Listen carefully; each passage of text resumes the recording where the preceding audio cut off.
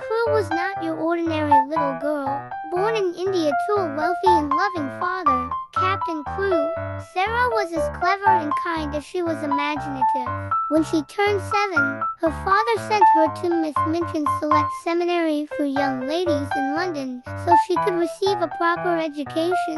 Sara's arrival at the school caused quite a stir. She was dressed in beautiful clothes, had an exotic background, and possessed a quiet dignity far beyond her years. Though Miss Minchin pretended to be kind, she was secretly envious of Sara's wealth and grace. Sara, however, didn't let her fortune make her proud. She treated everyone with kindness, especially the less fortunate. She made friends with timid Ermengarde, kind-hearted Lottie, and even Becky, the scullery maid who was treated poorly by Miss Minchin. What set Sara apart most of all was her imagination. She loved to tell stories of far-off lands and pretend she was a princess, not because of her wealth, but because a princess, she believed, should always be kind, noble, and brave. Sara's life took a drastic turn on her 11th birthday. As she celebrated with a grand party, news arrived that her father had died unexpectedly and left her penniless. He had lost his fortune in a risky business venture, and Sara was left an orphan with nothing. Miss Minchin, furious at losing Sara's tuition, stripped her of her fine clothes and moved her to the attic, forcing her to work as a servant to earn her keep. Sara's days were now filled with hard labor and cold, meager meals, but she refused to let bitterness take root in her heart. Even in her darkest moments, Sara's imagination sustained her.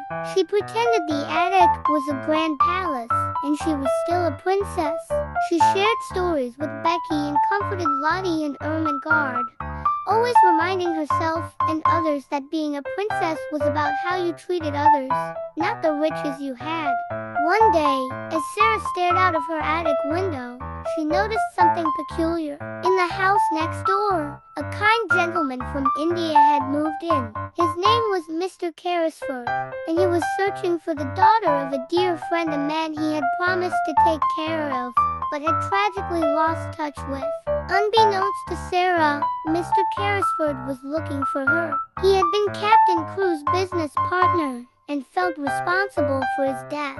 What's more, the investment that had seemed to ruin Captain Crewe had actually paid off, making Mr. Carrisford fabulously wealthy. One evening, Mr. Carrisford's servant, Ram Das, noticed Sara in the attic and was moved by her plight.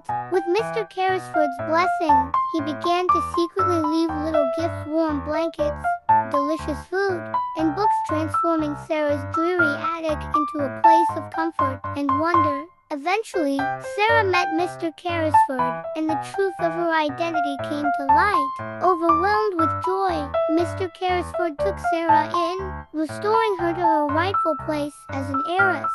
Sara didn't forget Becky or her friends at Miss Minchin's, ensuring they were well cared for too.